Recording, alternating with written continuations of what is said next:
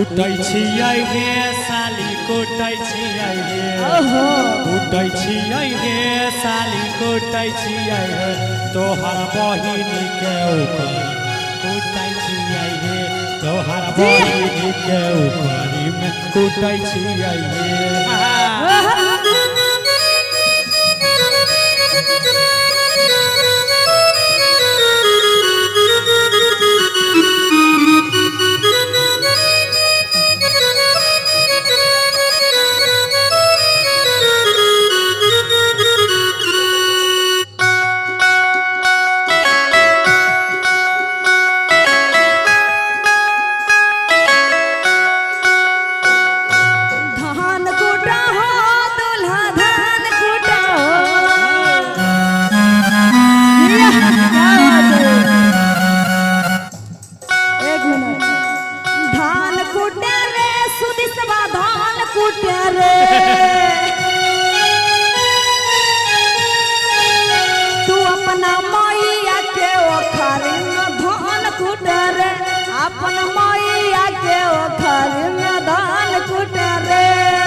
कुटै छियै हे उषा कुटै छियै हे कुटै छियै हे उषा कुटै छियै हे तोहरा अम्मा के ऊपर कुटै छियै हे तोहरा अम्मा के ऊपर कुटै छियै हे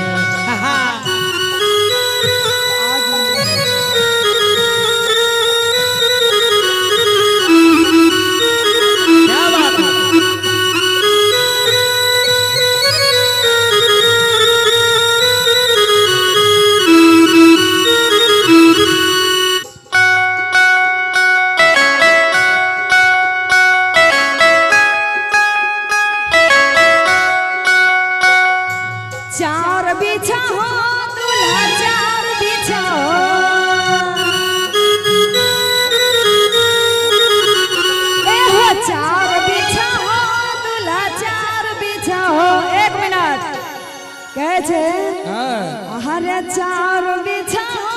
दूल्हा चार बिछा कथी में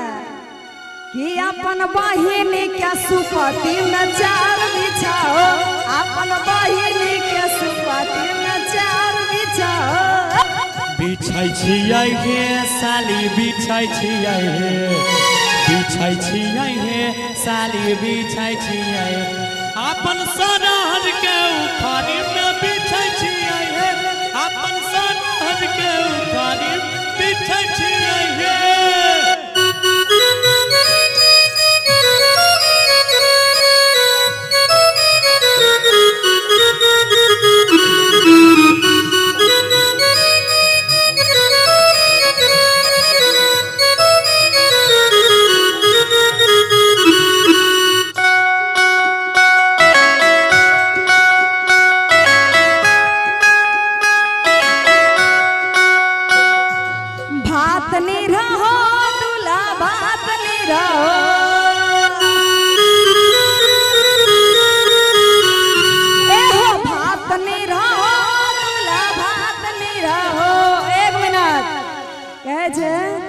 भात निरहे रे सुदिसवा भात निरहे रे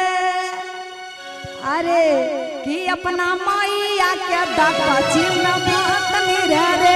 अपन बहिन के दकची में भात निरहे रे अब हमरो सीन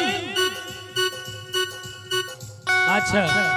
हमरा नहीं देलो जकरा देलो ओकरा से बोलबैयो हमहू अपने मर्दाना छी सुन ए गए अरे निरहै छियै गे उषा निरहै छियै गे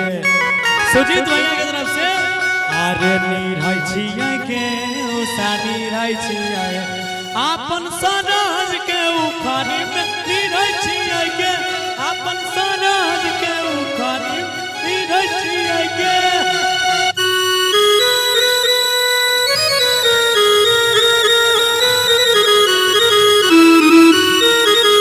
सुधीश भैया की तरफ से 500 रुपये का पुरस्कार है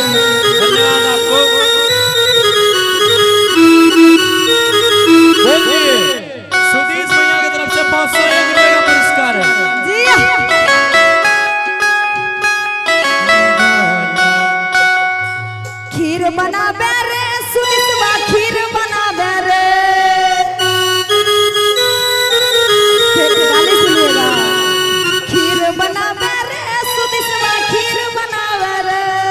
एक मिनट कहे छे गाली सुने के मन करे छ तोरा नहीं सुने के मन करे छ त यहाँ आ जा वहां से एना एना नहीं करा कहे छे अरे खीर बनावे रे सुदिसवा खीर बनावे रे एक मिनट अरे अपन मौसी के दकची में खीर बनावे रे अपन मौसी के दकची में खीर बनावे रे तोरो खिलाइबोगे उसा तोरो खिलाइबोगे तोरो खिलाइबोगे उसा तोरो खिलाइबोगे तोहर मौसी के दकची में हम खइबोगे तोहर मौसी के दकची हम खइबोगे अपन बहिन के ओखरी में धान कूटा हो तोहर बहिन के ओखरी में कूटै छिया हे अपन बहिन के सुपति में चार फटका हो अपन सनम के ओखरी में कूटै छिया हे अपन मैया के दकची में भात बनावा हो